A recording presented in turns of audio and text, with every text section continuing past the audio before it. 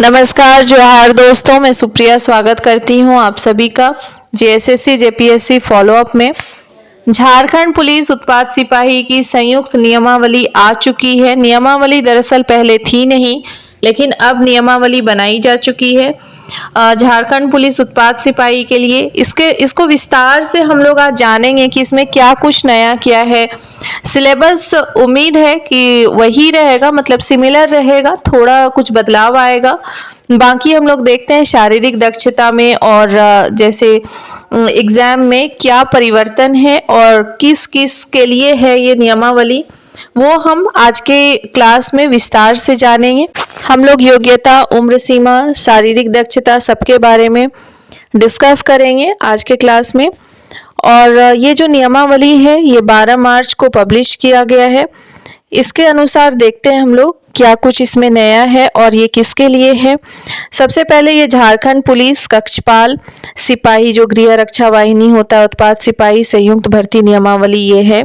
इसके बारे में हम लोग जानते हैं। ये जो नियमावली है यह कहलाती है झारखंड राज्य के पुलिस कक्षपाल सिपाही गृह रक्षा वाहिनी उत्पाद सिपाही संयुक्त भर्ती नियमावली 2025।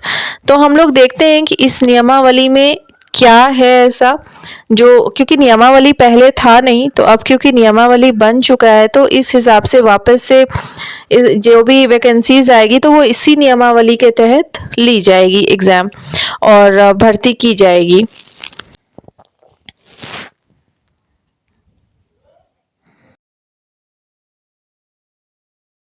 आप लोग नोटिफिकेशन को भी एक बार अच्छे से देख लीजिएगा। जैसे सीधी नियुक्ति के जो पद हैं वो है पुलिस, जिसमें जिला इकाई आता है पुलिस झारखंड सशस्त्र पुलिस, पुलिस राज्य औद्योगिक सुरक्षा बल। ये जो विभाग है गृह कारा एवं आपदा प्रबंधन विभाग, इसका ग्रेड पे होगा 5200 से 20,200। ये 7th पे रूल कमीशन के तहत लागू होगा। कक्षपाल का भी सेम है वेतनमान, सिपाही गृह रक्षा वाहिनी का भी सेम वेतनमान है, उत्पाद सिपाही का भी सेम वेतनमान है। और उत्पाद सिपाही जो था उत्पाद एवं मद निषेध विभाग के द्वारा निकाला जाता है, ये भी 7th पे कमीशन पे ही रूल पे ही लागू रहेगा। पद की प्रकृति देखते हैं। पुलिस झारखंड पुलिस जो है वो राज्य स्तरीय रोस्टर और जिला स्तरीय रोस्टर का अनुपालन किया जाएगा। जो कक्षपाल का पद है वो राज्य स्तरीय होगा। सिपाही गृह रक्षा वाहिनी का पद राज्य स्तरीय होगा। ये भी राज्य सरकार द्वारा समय समय पर निर्धारित राज्य स्तरीय रोस्टर का पालन किया जाएगा। उत्पाद सिपाही जो है ये भी राज्य स्तरीय पद होगा। और जो सेवा शर्त है वो, ये इसकी जो नियमावली है वो पहले से अधिसूचित है। इसके जो नियम उसी प्रावधानों के अनुसार होगा।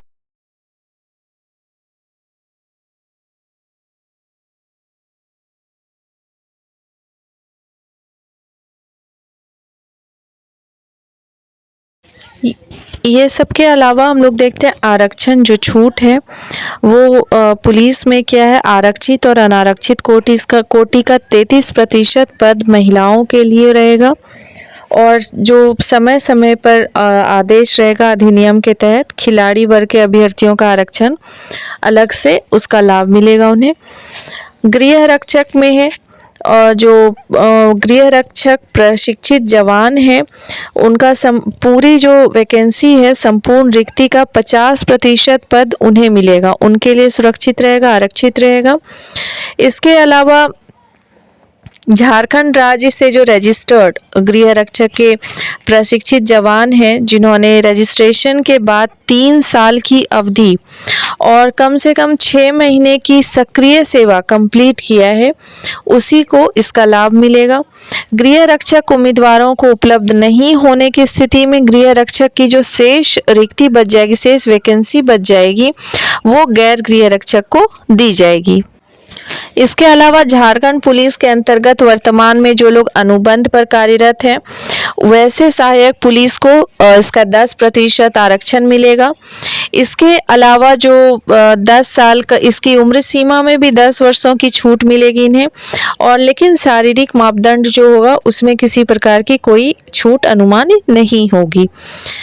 ये एक अच्छी बात है। मेधा सूची जो है, जो मेरिट लिस्ट है, उसके गठन में झारखंड सरकार द्वारा मान्यता प्राप्त जो रक्षा शक्ति विश्वविद्यालय है, उससे जिन्होंने ग्रेजुएशन या डिप्लोमा किया है, डिप्लोमा या ग्रेजुएशन पास विद्यार्थियों को, छात्र छात्राओं को पुलिस के पद पर नियुक्त करने के लिए 4 से 10 अंक तक की अधिमानता, जो वेटेज के जिसे कहते हैं, वो मिलेगी। जैसे कि मान लीजिए आप डिग्री डिप्लोमा है रक्षा शक्ति यूनिवर्सिटी से, class obtained in degree of diploma of the Raksha Shakti university, इसमें दिया हुआ है टेबल आपका, एडिशनल मार्क्स उसमें से दिया हुआ है किसमें कितना मार्क्स मिलेगा। जैसे डिस्टिंक्शन है, डिस्टिंक्शन में 10 मार्क्स दिया जाएगा, फर्स्ट क्लास को 8 नंबर दिया जाएगा, सेकेंड क्लास को 6 नंबर दी जाएगी और पास क्लास को 4 नंबर दिया जाएगा। ये है रक्षा शक्ति यूनिवर्सिटी जो झारखंड गवर्नमेंट की है, उससे जिन्होंने पास किया है, ये सिर्फ उनके लिए लागू होता है। उनको ये एडिशनल मार्क्स, ये एडिशनल वेटेज उन्हें मिलेगा फाइनल मेरिट लिस्ट में। कक्षपाल की देखते हैं तो भर्ती में झारखंड सरकार द्वारा निर्धारित जो आरक्षण है, नियम है, उस रोस्टर का अनुपालन किया जाएगा।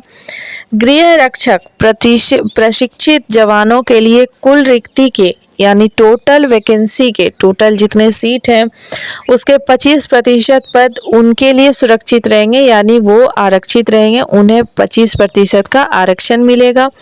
यह लाभ झारखंड सरकार से रजिस्टर्ड यानी पंजीकृत गृह रक्षक के प्रशिक्षित जवानों जिन्होंने रजिस्ट्रेशन के 3 वर्ष की अवधि और कम से कम 6 माह की 6 महीने की सक्रिय सेवा यानी एक्टिव ड्यूटी की है, ये उन्हें दी जाएगी। अगर ऐसे केस में कभी होता है कि अगर पद नहीं भरे जाएंगे तो फिर बाकी लोगों को दिया जाएगा, गैर गृह रक्षकों को दिया जाएगा।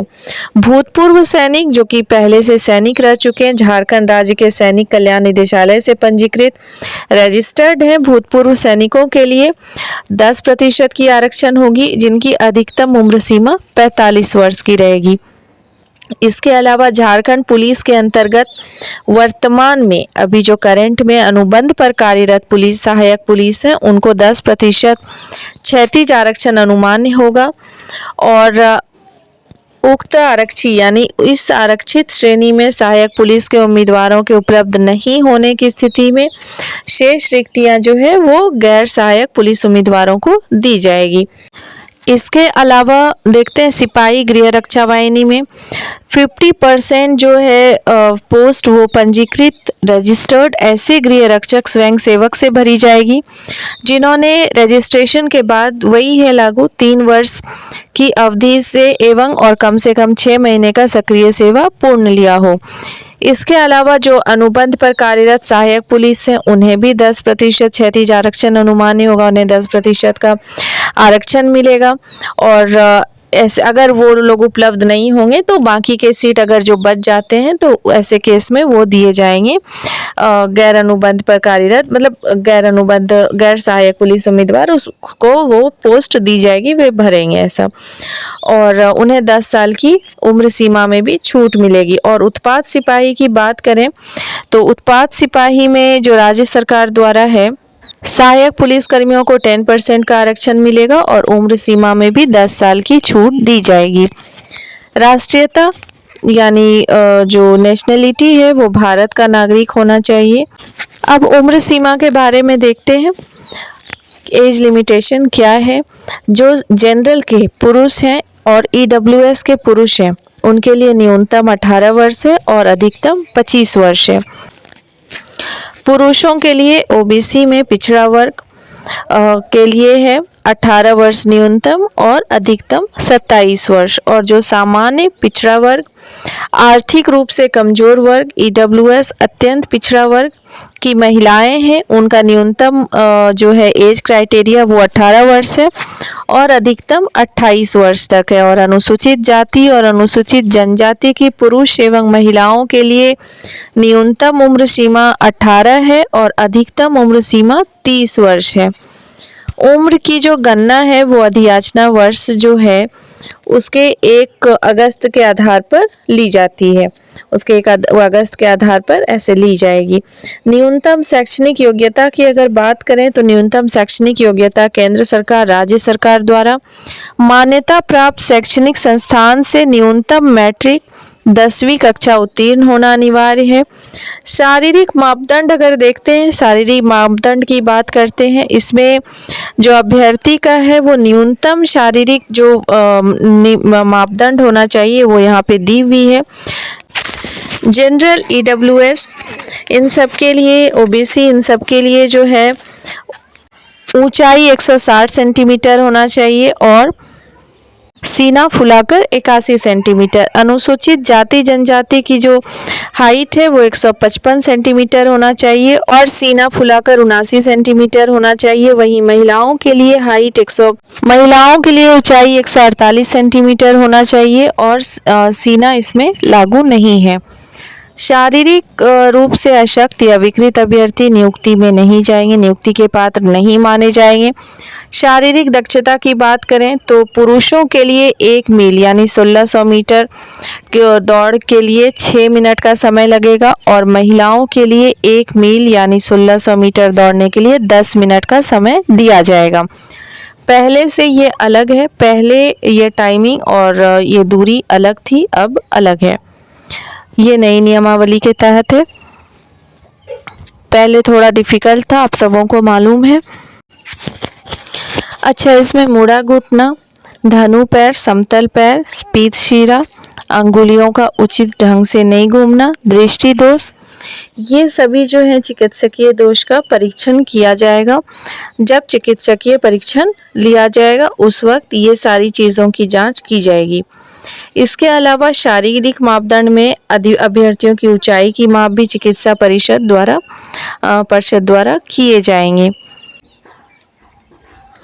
नियुक्ति प्रक्रिया की बात करें तो नियुक्ति प्रक्रिया के तहत सीधी भर्ती के लिए परीक्षा के लिए 3 चरण होंगे। पहला होगा शारीरिक मापदंड, शारीरिक दक्षता जिसे कहते हैं। फिर उसके बाद उसमें क्वालिफाई करने के बाद लिखित परीक्षा की बारी आएगी। लिखित परीक्षा पास करने के बाद चिकित्सकीय परीक्षा होगी और जो ये शारीरिक दक्षता होता है ये सिर्फ क्वालिफाइंग होता है। आप लोग एक बार PDF अच्छे से देख लीजिए और अपनी तैयारियों में लग जाइए, अपनी तैयारियां अच्छे से कीजिए।